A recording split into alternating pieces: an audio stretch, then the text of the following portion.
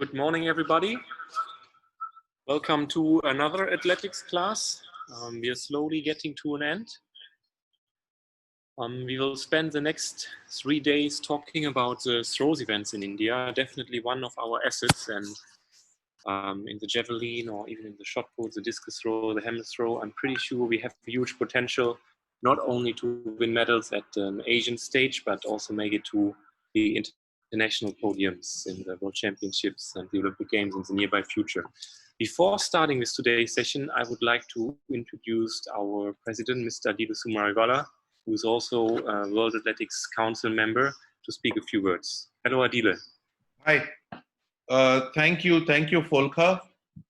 I am very happy that we are being joined by Jeff Gardner, who is the I don't know if you can find Jeff on the screen, but Jeff Gardner, who's the vice president of World Athletics. He's also the chairman of the Development Commission. He till recently was the area president for Oceania, and very interested and one of the hardest working and one of the most respected people on World Athletics Council. We are very, very privileged to be joined, as Jeff tells me. We're going to have with us today Dame Valerie Adams. Valerie Adams is 4 times world champion in shot put women, 4 times world indoor champion, twice Olympic champion, 3 times Commonwealth Games champion. She is also joining us. She's a member of the World Athletics Council, representing the athletes, a very strong voice for the athletes, also a member of the Oceania Area Council. So I'm very pleased to have both of them attending and very privileged that they are attending this conference. So thank you for joining. We'll say a few. Is Jeff around? Can you locate Jeff? Yes, I am unmuting him right now. Okay. Good morning, Mr. Gardner. Good morning. I'm not sure if I'm on the video. Not yet. You're not on the. You need to. There you are. We can see you, nice and big. And the big smile. Yes, thank you. If you can say a few words, we'll be very grateful. Jeff? Yeah, thank you, Adil, and thank you, Volker, for putting me on to be able to say a few words. As Adil has already indicated, I'm the newly elected Vice President of World Athletics. And again, as Adil said, the current chair of the Development Commission, alongside Adil, who is one of my colleagues, both on council, but also will be a very important member of the Commission going forward. One of the issues that the Development Commission will be looking at is the launch of our own e-learning programs and platforms to assist in the delivery of courses, to provide mentoring ability for coaches and officials and others, and the upskilling of officials, coaches and administrators around the globe, as well as trying to provide a facility for athletes to stay in connection and to be supported through World Athletics programs. I really do want to congratulate Athletics India on this initiative. It's exciting and a great example to other member federations around the world, globally, as well as to area associations and World Athletics. So well done, and thank you very much for the opportunity to be able to share this time with you and to participate in this forum. Thanks very much. Thank you, Jeff. Is Val? Can you find Valerie Adams? Yes, she's a co-host already. I will unmute her as well. Yeah, and Val. Hello, how's it going? Hey, hi, how are you? I'm good, thank you. We are so pleased to have you. We are so honored. We are so honored. Thank you so much, and thanks to Jeff Jeff was calling me on something else and said this was happening, and I asked if I could join, and he made contact, and here I am. You're welcome with all your friends.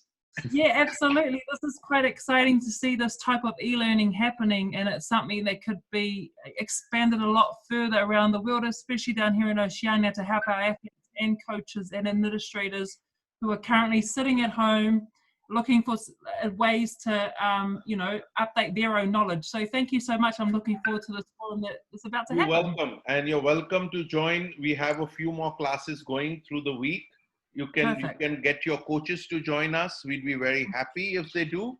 And Yep. this is a basic foundation course, so it's not a very high level. It's a basic foundation course, and by the time we really start off, we would have something like 800 participants on the Wow. show. Yeah, so enjoy the show. Thank you. And thank you, Val. Adil. Yeah, Volker, back to you. Yeah, thank you very much for the kind introduction and the support. It's very great to see that even coaches and officials from other countries are joining our classes, not only from Oceania, but I think we have a couple of coaches from South Asia, especially from Bangladesh, from Pakistan, from Sri Lanka, just to name a few amongst others. Today, again, our Deputy Chief Coach, Mr. Radhakrishna Nair, is giving a brief introduction into the throws, and this will be followed by Dr. Klaus Bartonitz, an internationally reputed biomechanist expert from Germany regarding the rotational throws, and Uwe Hohn, our javelin head coach, will have another class on Saturday about the javelin throws. But now we're ready to go, and I'm glad to introduce again Mr. Radhakrishna, the Deputy Chief Coach, FIFI, IAAF level, or World Athletics now, level 2 and level 3 lecturer.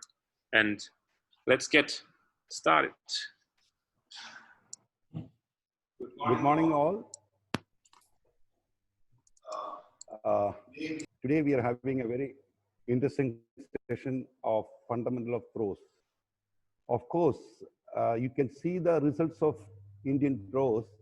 It is been getting improved in much better way. For example, in 1990s and till 2000, we had hardly any javelin thrower crossing 80 meters.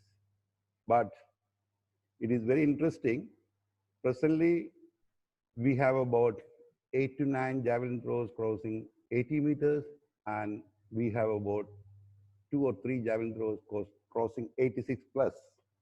So definitely the throws are improving in the country. It is similar to the shot putting also.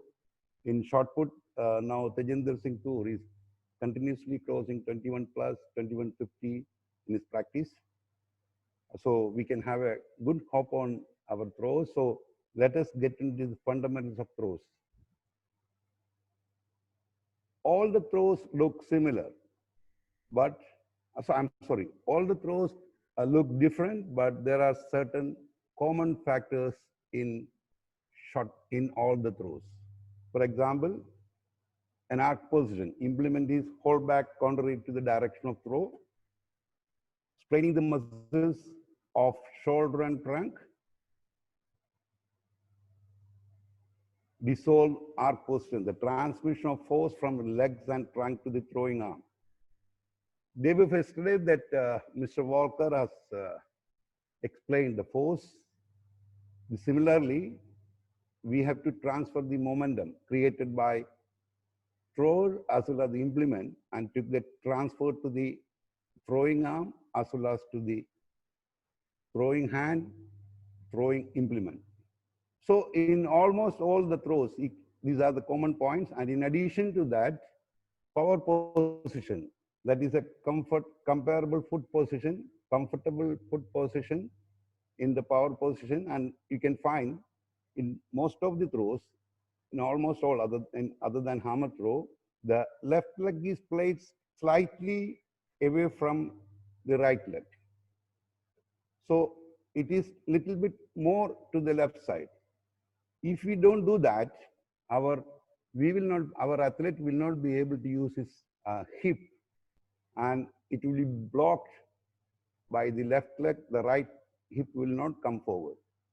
So this is almost all in all the three throws other than javelin, other than hammer throw. You can find this is in javelin throw, but the foot placement in front is almost straight to the throwing direction.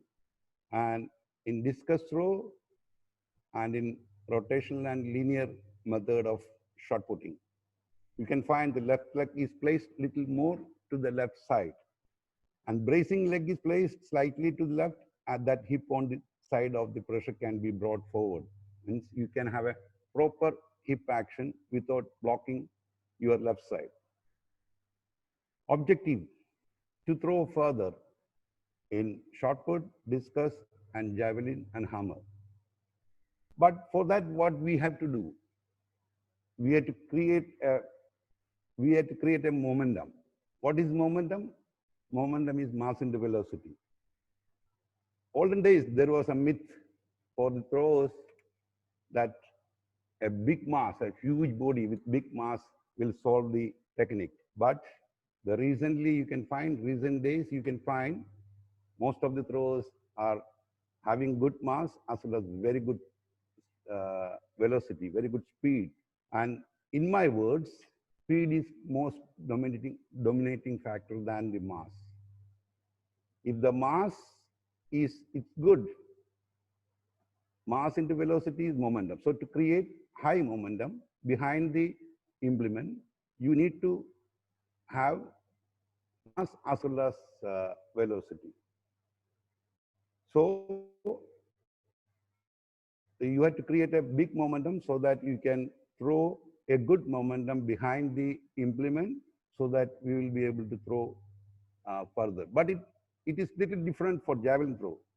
As Mr. Walker explained, force, that is acceleration divided by mass.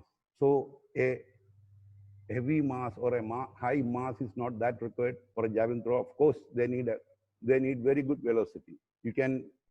I will show you some videos of Thomas Roller. You can see him, he just look like a hurdler than a thrower.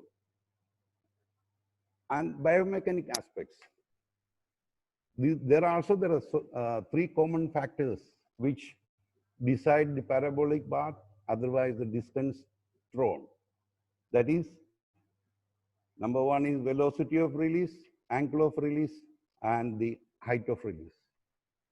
I just ask you friends, what is most important in this?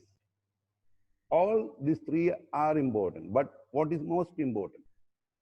It is velocity of release. So you have to create a high velocity during velocity of release or speed of release. I believe that speed of release will decide the distance rather than angle of release and height of release. Of course, they also play a role to have parabolic path as well as the distance to be determined. In addition to that, angle of release, speed of release, and height of release, there are other factors also determined by the determined in parabolic path. That is frontal drag of the implement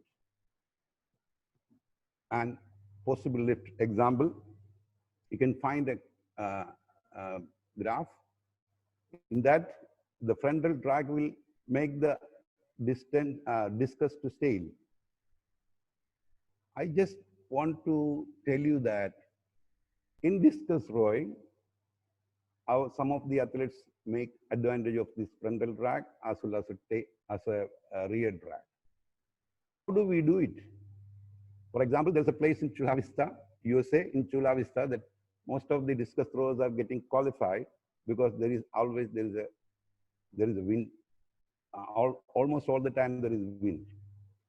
We can, the one who is having good sound in technique, we can make advantage of frontal drag or headwind or tailwind. That is by adjusting the angle of incidence. That is the angle between the vertical plane and the edge of the discus. If, for example, if there is a frontal drag, if the discus is being thrown with a less angle of incidence, the wind from the headwind will be slowly lifting the discus up and it will be getting a better flight. Similarly, if there is a tailwind, if you keep angle of incidence little more, then the discus will be pressed by the tailwind, and according by that we'll be gaining a good distance. So we can, if an athlete is smart enough and have technically sound, they will be able to make benefit of frontal drag as well as the tail. I think it makes sense, and you all agree with me. All the throwing events can be broke down into 4 phases. That is preparation, momentum building, delivery, and recovery. We will have a small brief about this because Mr. Close is going to have a very detailed technical models of rotational throws tomorrow. So it is not, I am not going to explain much on this area. So what is preparation? Gripping implement and assuming a perfect balanced position, as well as concentration. You will concentrate what the athlete will concentrate, the complete sequence, what he is going to do. And gripping properly and assuming a perfect balanced position before starting to the momentum building phase. The second is momentum building. As I said, the aim is to increase possible release velocity. We should not, we have to make an optimum release, optimum speed, optimum momentum, because if you go fast in the first phase, in the momentum building, if you are not able to be faster in the delivery phase, there is no fun of making so much of velocity during momentum building. So we must advise our athletes in learning stage to have a controlled momentum building phase where he or she can use more speed in the delivery. Then come power position, otherwise known as striking position. This is a link between the momentum building phase and delivery phase. Power position, otherwise known as striking position, is most important in all the throws. If you don't have a proper power position, if you don't have a proper balanced power position with proper stance, with proper distance, stance distance, you will not be able to use the force which has been made, the momentum which has been made to the delivery. So it is very important that you have to make sure that athlete is gaining a proper power position before you are teaching them building momentum phase. That means, for example, in the shot put like glide or rotation, etc. In power position, the muscular tension throughout the body, a balanced stance with both feet on the ground. A balanced stance, that means you should make, the athlete should make a stance which he or she is able to use her force from the ground. If the stance is so wider, they will not be able to use the force from the ground. They will not be able to use the right foot or right foot properly. And if it is so close, the same thing is going to happen, that they will not be able to use the power from the ground. And body weight over the right foot, right heel lifted. This is in almost all the throws other than hammer throw. In hammer throw, you can see that the body weight constantly on the left leg when all the swing, the turn are taking place. But in all other throws, in javelin, discus, shot put, the body weight over the right foot and the throughout part of throwing. Then the right heel and left toe is lined up. As said in the beginning, our athletes are supposed to place the left foot little to the left of your right foot. That is heel toe. That means the heel of the right foot and the toe of the left foot should be in one line, so that it is the thrower will not be blocking his hip, and he or she will be able to deliver. He or she will be able to use the hip completely. Backward lean against the direction of the throw. It, of course, other than in hammer throw, almost all other throw, there will be a backward lean against the direction of against the throwing direction. Now, the delivery phase. Blocking action of the left side. See, we have seen in sprinting what we are doing.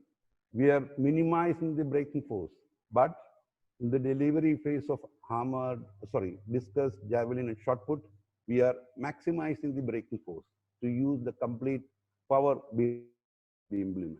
So remember, this is the only event, I mean, the throwing event is the only event where we are maximizing the braking force. And we are creating, blocking the left side. How we are doing by how you are doing this? By blocking the left side, complete blocking action of the left side, left leg and left arm all to be blocked. By that we are maximizing the braking force. And a twisted position that we can call as arc or torque, whatever may be. And in javelin though, the arc position is comparable position to the as well as in discus and shot put. Recovery. Discharge the kinetic energy of the thrower. Athlete needs to avoid falling. As a throwing coach, I will not advise you all to teach the recovery in the young age. I mean, when you are introducing shot putting or discus or javelin, because if you insist and if you teach recovery, the athletes will not be able, they will not be learning to fix the left foot. There will be a tendency for them to jump without fixing the left foot to make the recovery. So it is my advice.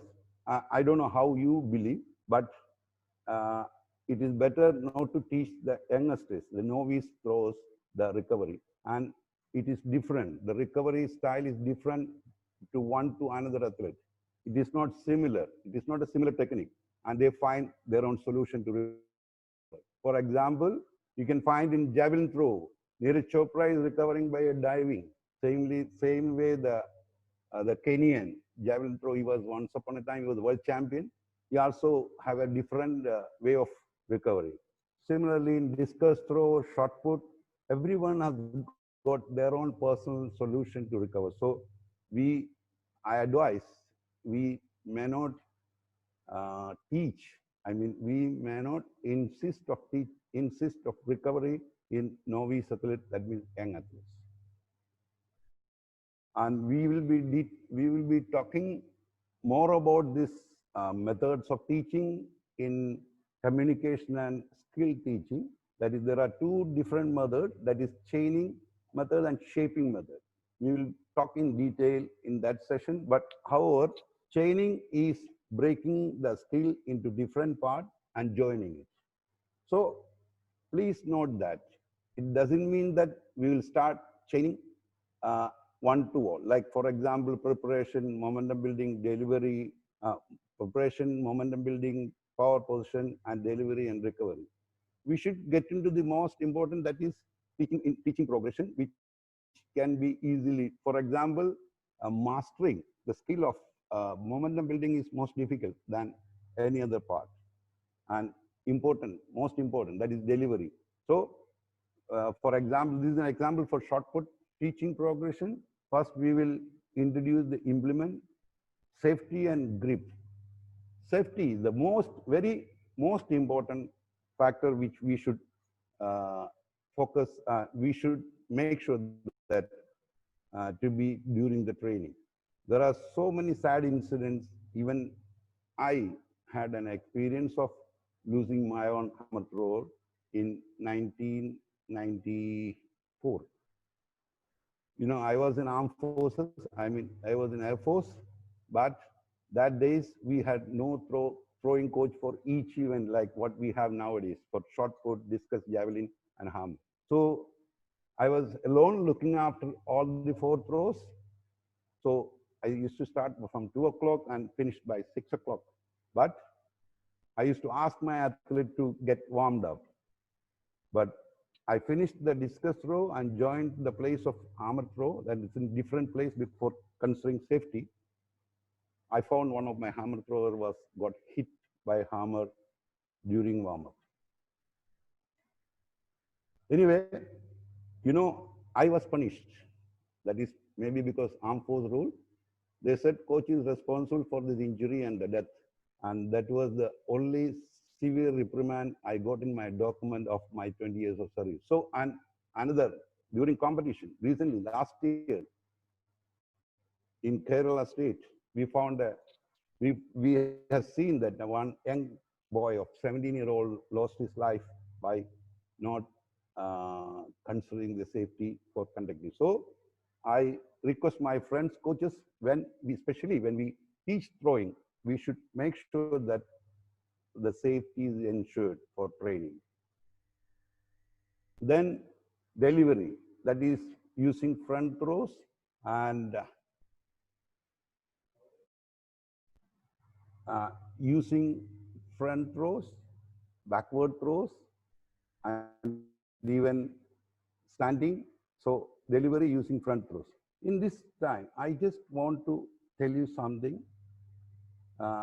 We are supposed to teach our athletes to use big muscle first, then small muscles. This is a very important thing in delivery.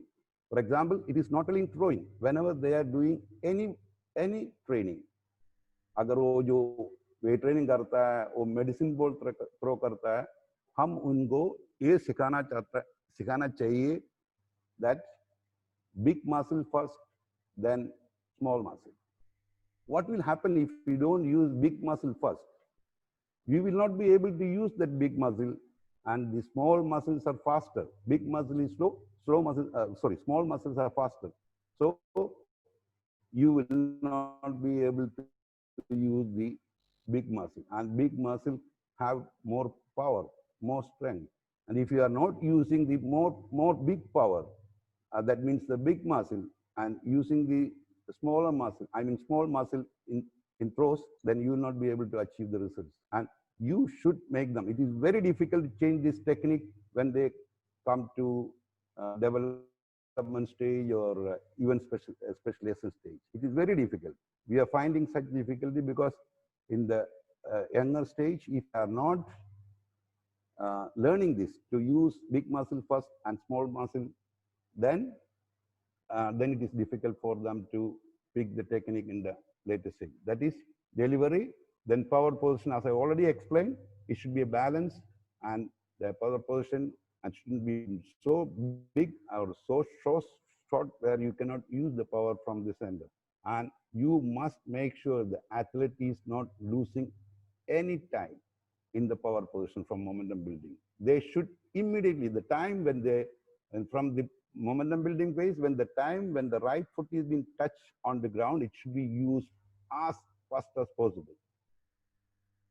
Then recovery, as I said, is up to you to teach. And for me, if you ask, better not to teach recovery. It will be automatically learned by the thrower. Then come momentum building phase, and in the last preparation phase. So if you see the teaching progression, that organized in such a way that the athlete will be able to master each area and then getting into the next. Make sure that don't teach the next stage until and unless the athlete is attained or doing good in the previous day. For example, if one is not able to have a proper delivery from a power position, please don't go to momentum building. It's better and it's best if he is getting that skill, I don't say mastered, little bit of comfortable, then we'll go to the next skill of teaching momentum building. And what we have to see, optimum velocity, there are point to be emphasized. Optimum velocity in the momentum building phase. In the beginning itself, I said that you should have an optimum velocity in the momentum building phase. Otherwise, what will happen? We will not be able to transfer the velocity to the implement. Transfer the velocity in the power portion, the link of momentum building and delivery, that is power portion. So it should be an optimum velocity. There is no fun of taking very fast turn in the beginning of, or turn and swing in the hammer throwing, or a fast turn in the discus throwing, or a fast glide or rotation in the shot putting. And you must emphasize increasing velocity in the power position and delivery. From the momentum building phase, whatever the velocity you have obtained, you must teach our athlete to increase the velocity in the power position delivery. Then only we can achieve better performance, or rather that is the best technique. And a correct power position, I already told, a correct power position. Emphasis for a correct power position. It's a proper stance. Strength level according to height, everything you may have to just to teach the correct power position, which he can transfer the velocity to the delivery. And this is successive activity of the joints involved in the movement, peaking with maximum velocity of transfer to the implement. As I said that in the beginning, in the last first, then slow muscles, I mean the big muscle first, then small muscles. Now, this is of summation of force. For example, what is summation of force? Using the joint in sequence. For example, in power, in shot putting, first in the power position, you'll be using first ankle, then knee, then hip, and then shoulder, and then wrist joint. So this is also very important, but you should make sure your athletes are following it. And you should teach them to use the joint successively, and so that the summation of force, if it is not used successively, one after another, you can find he will not be achieving the result what you want. Complete extension of the body in the delivery. That is, by fixing the left of the left leg, complete extension of the body in the delivery. After that, after complete extension and after the delivery, if athlete is unbalanced or not able to control the kinetic energy left over to him, he can choose a recovery technique. And developing technique with implements slightly later than the competition weight. For example, an athlete, you are training an athlete under 15, and they are using, for women, for girls, it is 3 kg short. You can teach them technique with slightly lighter than the competition weight. Otherwise, what is going to happen? We start teaching with 1 kilo short, the size.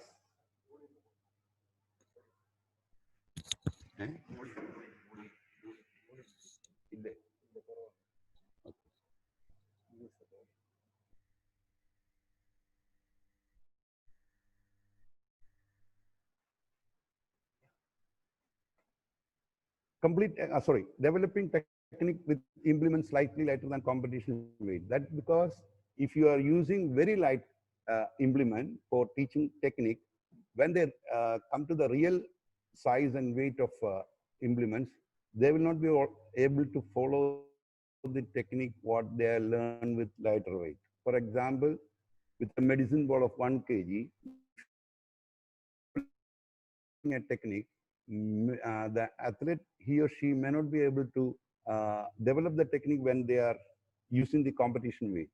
And a wide variety of exercise, implement, throwing moments and situations. This is, that neuronal variability. By wide variety of exercise and implements and throwing moments. For example, using medicine balls and throwing from different position, and other variety of exercise which. What are the points to be avoided? Introduction of competition technique to young athlete when they are not reached to the appropriate physical prerequisite. This is very important, because if the athlete has not reached the appropriate physical prerequisite, you will not be able to teach them technique. If one doesn't have the enough strength on the right leg or right leg, how he or she will be able to push the right leg as fast as possible? Similarly, the one who is not able to hold the shot or hold hammer of even 4 kg, we will not be able to teach them technique. So we must make sure before teaching technique, young athlete, they should reach to the appropriate physical prerequisite. For example, strength, speed, coordination. And implement of inappropriate size, weight, or aerodynamic qualities. I can just remember my days. You know, it is in 80s when I was doing shot put. Whenever I go home, I did for throwing, and it is that days we can't get a shot in the market or in the shops because I belongs to a small village in Kerala. So what I thought of is a scene. It is not available now. There is a weighing, like to weigh something. There are some weights made of stones, and for example, it was in pounds or something like that, and it was a big one having about 7 kg, 7.5 kg. So I was not able to even keep underneath my chin, but still there was no other way. I used to use that, but that type of training will not develop the technique because it should be a proper size of the implement and almost proper weight, or it has aerodynamic qualities. If you start teaching javelin throw with a bricks, I don't think he will be able to.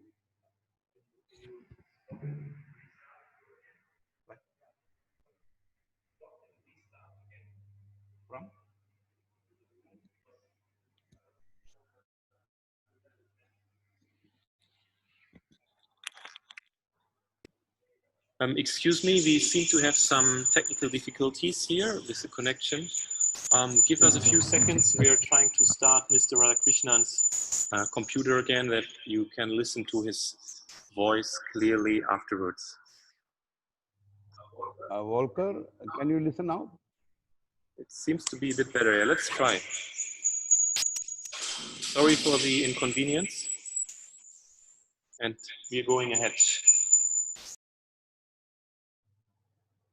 So I just told a small story about my way of training using improper size, equipment, and weight. As I said, you can't teach javelin throwing by using a bricks. That at least it will be similar.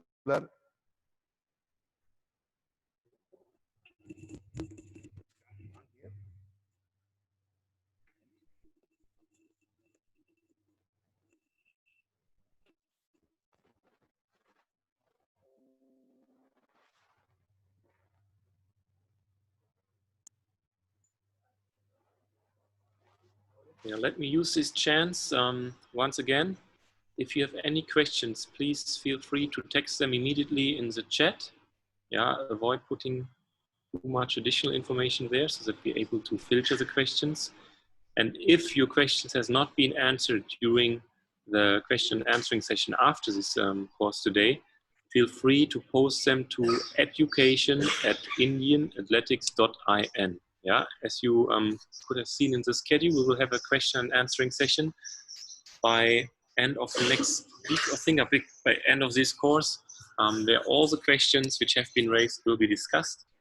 And like every second, third day, we also get our coaches to reply to you privately if you are sending your emails to education@indianathletics.in. Volker, is it all right now? Yeah, okay, let's try. So excessive throwing movements for athletes who are not the appropriate strength level in the abdominal and leg muscles. That is the reason which we all say that in the for the young athletes, you have to develop core strength, because the core strength is most important to power from the lower extremity to the upper extremity. It works as a transformer. So we should make sure the strength level in abdominal and leg muscle as well as the back muscle should be strong before giving excessive throwing movements. And it should be avoided who are not, the athlete does not teach the level of, for example, good core strength.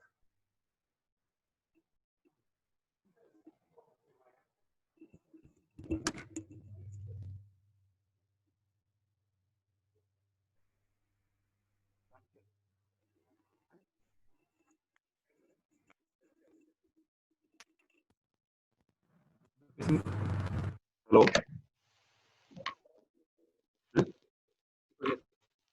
Okay. So these are the points to be avoided, and we will just see some of the world-leading pros action in the competitions. This Thomas Roller from Germany. His personal best is 93.90 meter. He was Olympic champion in 2016 Rio Olympics.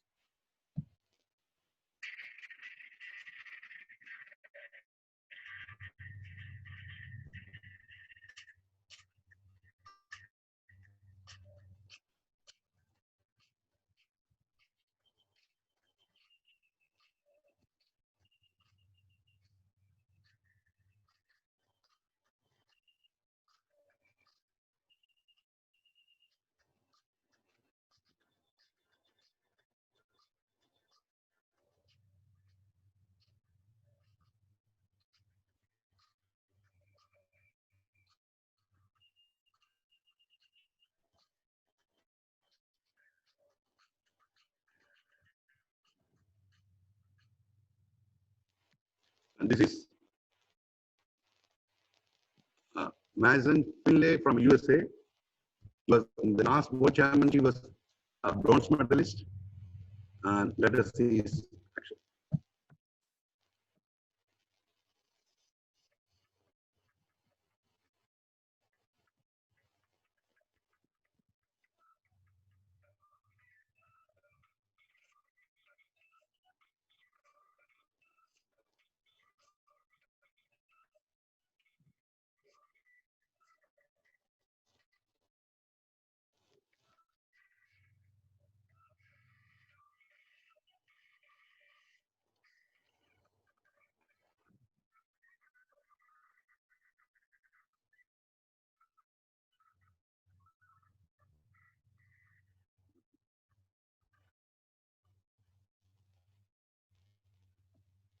This is Joseph Kovacs, the world champion in 2019 with this 20.90 meters.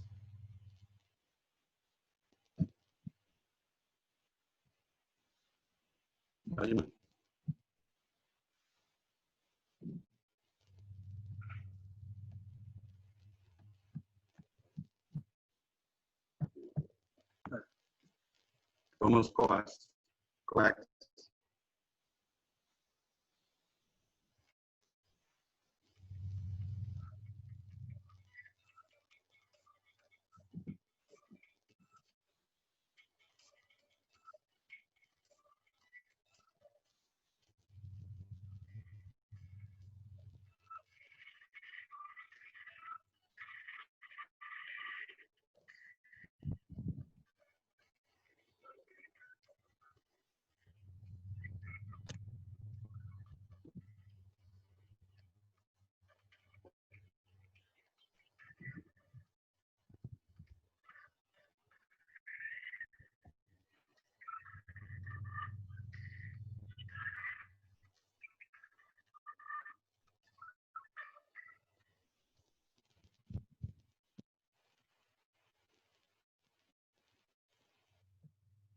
This is Pavel from Poland.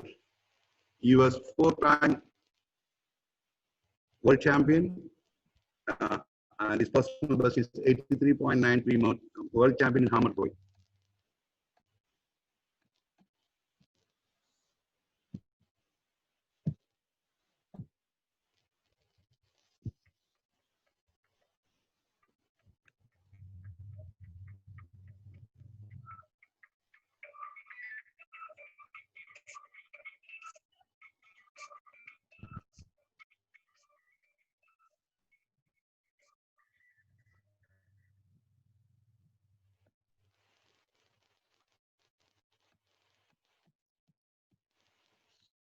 So that's all, dear friends. I'm sure some of the problem of sound has occurred. I think there was some problem with my speaker microphone.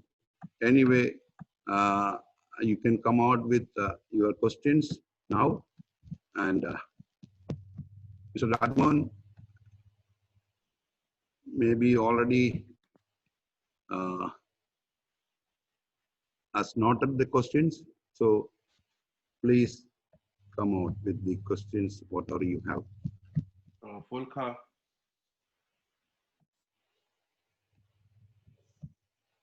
I request Mr. Adila, yes, please. Yeah. No, I'm really sorry for today's. Today there was a problem, technical problem. Radha was not very audible, so please make sure tomorrow that you fix this problem. Maybe you change his computer. There is a problem. Every day we've not had this, but today was very bad. So please make sure that you fix whatever needs to be fixed, because it wasn't. It was. So tomorrow when you or Dr. Klaus or whoever is taking it, please make sure you use proper this thing, so that, because very difficult for people when they're sitting away to be able to understand. So yeah, just take care of this problem. And I'm going to sign off because I have to get onto another call. So thank you very much. Thank you, Thanks a lot for joining. Well, bye-bye. See you guys tomorrow for a Bye. more interesting and more specific. Tomorrow it's throws. Volker, who's doing it? Yeah, tomorrow we have a session on the rotational throws with Dr. Klaus Nitz. Yeah. So good luck and see you guys. Bye-bye. Thank you very much. Yeah, guys, also from our side, apologies for the poor quality of today's connection. Anyways, we have a few questions which came up, and a very interesting one, I think, especially here in India with a massive amount of young athletes.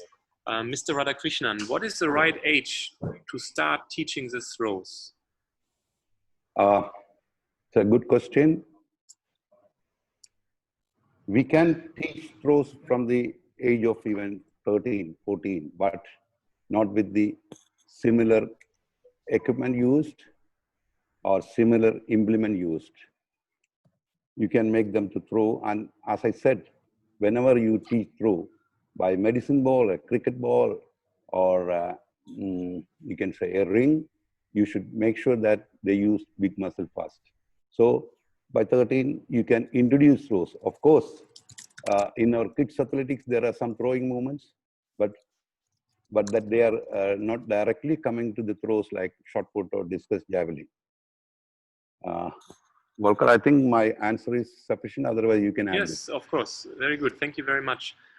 And coaches, you might be interested that AFI from this season onwards, I mean, if you're going to have the next competitions again, we will also introduce ball throw for the under 14 age category, yeah, with a cricket ball throw, so that our coaches are able to slowly introduce the overhead throws like the javelin, for example. Yeah? And I think it's very important, as Mr. Radhakrishnan pointed out, that you use lighter implements, because remember, the release speed is the most important factor, and that's something we have to address from the very first moment. Then there is another question: how to train hip movement after power position to delivery phase for young athletes. As we explained that keeping the left leg slightly open, then the hip movement can be more faster in the power position. So we follow that heel toe position in the power position will definitely help the athlete to use the hip faster. And we have one more question. That's also related to teaching the throws to the young athletes. How do you introduce the right technique? How do you start teaching the throws, and how do you decide what coaching or training method you're going to use?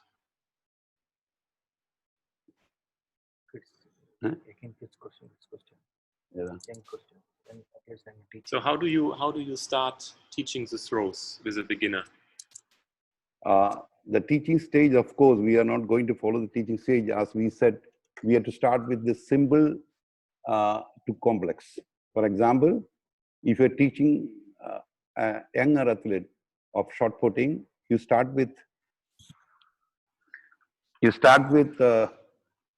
preparation, how to hold, how to grip, and safety. Then we'll go and we will go for delivery, because that is, as I said in the beginning, the delivery is the most important area to be looked.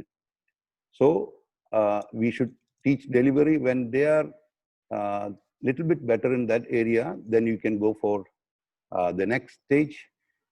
It's by stage. We have already taught you in the level 1 how we have to teach youngsters all these throws. I mean, the youth athletes.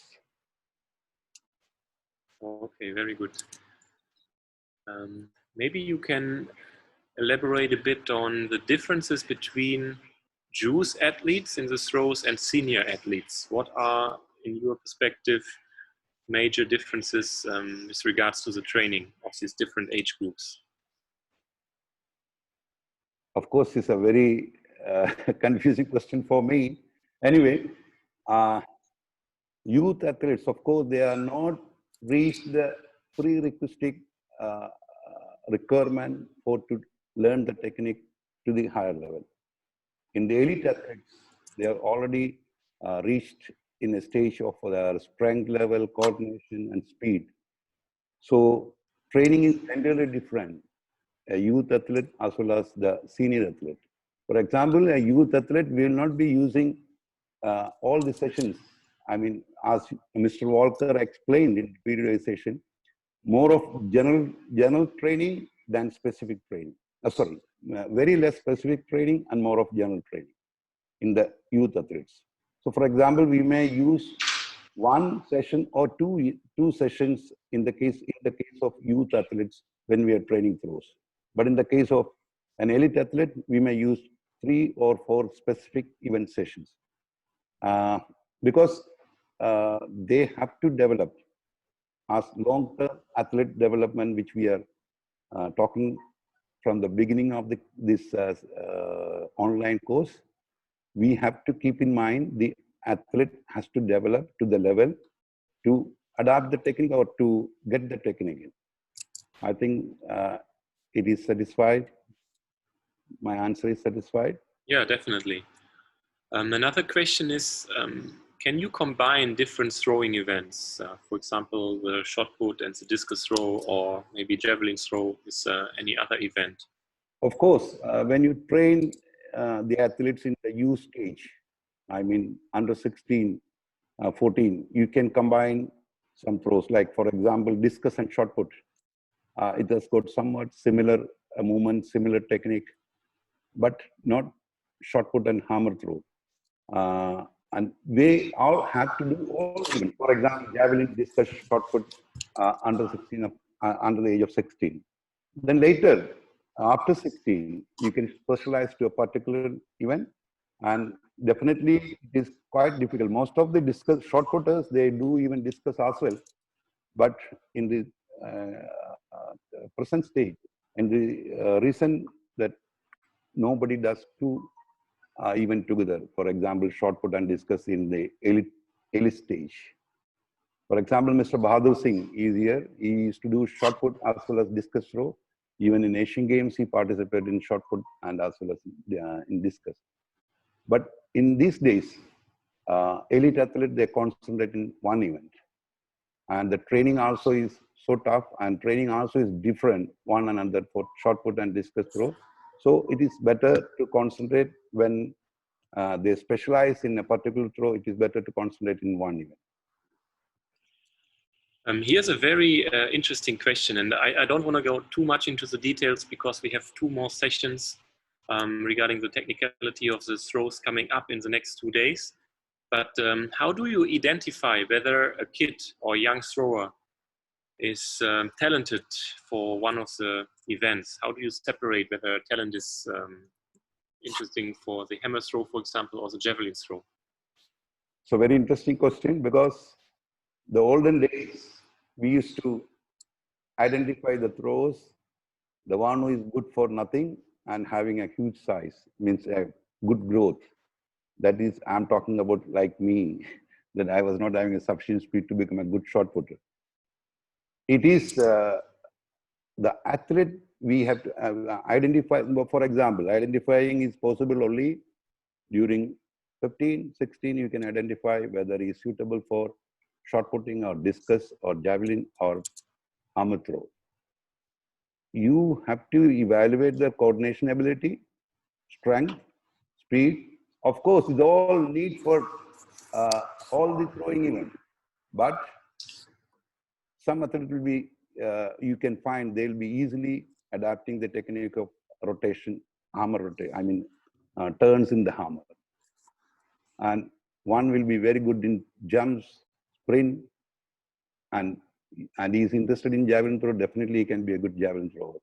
So that is all the identification which we can do. Of course, as I said, we are training in the youth stage all the throws. I mean, they'll be trying javelin, discus, shot put, as well as sometimes hammer throw. You by that you will be able to, being a coach, you will be able to analyze in which throw he will be good and which throw he should select. Okay, thank you. And maybe one last question coming from our Jamaican friend, Michael. I hope you're doing well. The question is, would you rather introduce the rotational shot or the gliding technique for the young shot putters nowadays? And Valerie is smiling. Yeah, because I've seen about 5 or 6 world championships. Even I've seen Valerie also is throwing in Commonwealth Games in Delhi as well as in World Championship 2015. I found most of the women are doing linear technique, and about 95% men are doing rotational technique. I could not find an answer for that. I think in the end, Valerie may be able to help me why women are choosing more of linear technique than rotational technique. It is, there were myths that one tall athlete can be good in linear technique and one short and speedy can be in rotational technique. It's sure the longer one, the taller one is always little slow. I think you must have seen some of our shot putters, and even in the international arena also, some of the shot putters are tall, but they will not be having the sufficient speed. A mediocre, a shorter one will be having better speed than a taller one. And I don't say that you should go for linear or rotation. It is up to the athlete posture. If a tall athlete, I'll definitely go for linear method because he will be getting a wider stance. He will be able to take a wider stance in glide and will be able to use more force from the ground, from the center, from the right leg than if he's going for a rotation technique, because he has got long limbs. He will not be able to control his rotation in the shot put circle and will not be able to maintain a good stance, power position to use his complete force. And generally, the tall athletes are more stronger also. And a speedy and stronger athlete like Mr. Bahadur Singh, he was the person introduced rotational technique in India. And he was shorter than any other shot putters and was not strong enough. So he chose this rotational technique, and he was very good. And he created Asian Games record also by doing rotational technique. So my answer is that it is up to the athlete and the coach to decide which technique he should follow. But if being a coach, I suggest an athlete with having very good height of 6 feet 5 inches or very strong, I definitely ask him to do linear technique than rotational technique. I think there was only one, Thomas, I think, from Poland. He was only one in 2015 World Championship used linear technique in shot putting. So let us decide, let you coach decide and the athlete decide. And also you should look into the quality of the athlete and the speed area, as well the size of the athlete. Of course, a tall one can also go for rotational technique, but it is little bit difficult. But even by analyzing our shot putters in India, like Om Prakash, he's 6 feet 8 inches. He was doing the rotational technique, but most of the time he was not able to make a stance required for to use the in power position. That's all I can say now. And maybe, Valerie, if you don't mind, would you share your idea, or whether, if you had another chance, whether you would probably use the rotational throw rather than the gliding technique? That's a very interesting question, and I get this question asked of me a lot. Obviously, the rotational shot putting technique has become very, very popular now, and it's taught, I think, from the start, say, for example, in US colleges. So basically, when you go in and you're part of a squad, and if everybody's rotating, you're basically just thrown into rotation. What's my take on it? It is true. If you know, I've done the lineal technique. I'm a glider, always has been my whole life. I've tried rotational shot putting when I was a little bit younger. It just didn't work for me.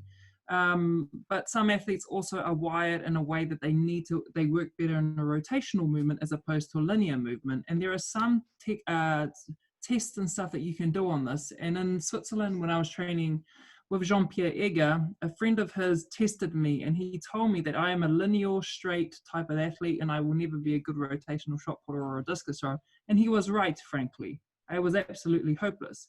If I had an athlete that came to me and told me he wanted to adamantly do rotational shot putting, I will basically say okay, and give it a go and give it a crack, because you also have to give the time to help develop this. And as a coach, sometimes we have an idea in our brain that this athlete must be a glider or a rotational shot putter, but they might actually not want to be that. So it's a catch-22, and I think you're right in saying that the athlete and the coach must decide. But ultimately, the athlete is the person that needs to perform this. Therefore, if they believe in the technique that they're doing, that's a start. But if they believe in something and you believe in something else, that's not good, because you guys are going to go like this. So it's definitely up for discussion. As for, I am a tall shot putter. I do use my height quite well. In rotational, the line of delivery is a lot longer, so that's a bonus. But when you are shorter, this is great because you can generate more speed. I won't be as fast as some of my other shot putters because they're a little bit shorter than I am, but I am a lot taller, which means I can use my length. But totally, the technical discussion is up for discussion, and definitely a personal person can coach an athlete. So you can say you're a fine specimen, you're 6'4", 275 pounds, you're going to be amazing. They might actually be just a full of poo and not do anything. But hey, it's all up for discussions, all fun. Yeah. Thanks a lot for this valuable insights. I think it's pretty much in line with what we've discussed earlier, that probably, especially with the young athletes, we have to keep variety up, and we have to identify what are the strengths, what are the weaknesses, and finding individual solutions for our athletes. Okay, thank you very much. Okay, can I start, Walker? Sure. Thank you, Valerie, being with us in the session, and thank you, the Vice President, to be with us, Vice President of World Athletic, to be with us today. I'm sorry, I apologize. My microphone had some problem, so it was interrupted in the throughout class. I'm sorry, I apologize for that, and we'll make sure that it will not happen in the next time. So now I request one senior coach. I think he's the most senior among all of us. He is none other than Mr. T.P. Ausef. He's about 73, 74-year-old, and I've seen him from the day one. He is with us for learning. So he's a coach, and whenever I meet him, he's got nothing other than to talk about other than sports training. So sometimes I used to feel uneasy. Sometimes he never asks, how are you? How is your family? How is going on? And neither he will say about his family or children or anything. He start discussing on sports training. He is here with us today, I believe. So I request Mr. T.P. Ausef, sir, of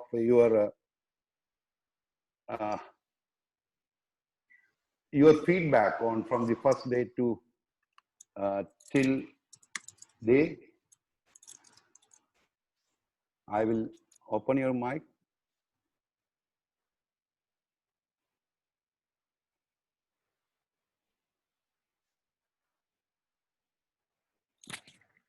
That one.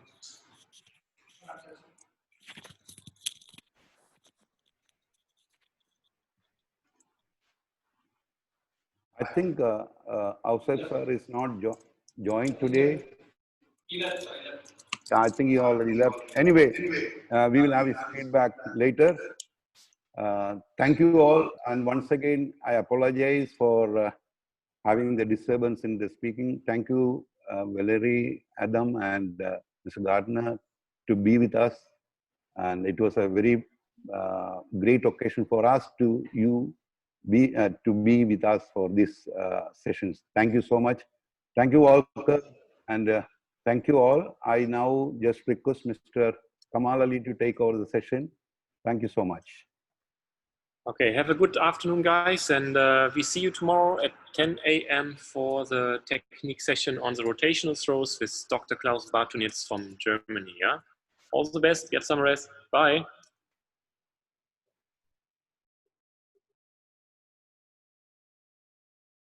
Thank you, sir. Kamal Ali Khan, sir, you can join. Yes, thank you so much.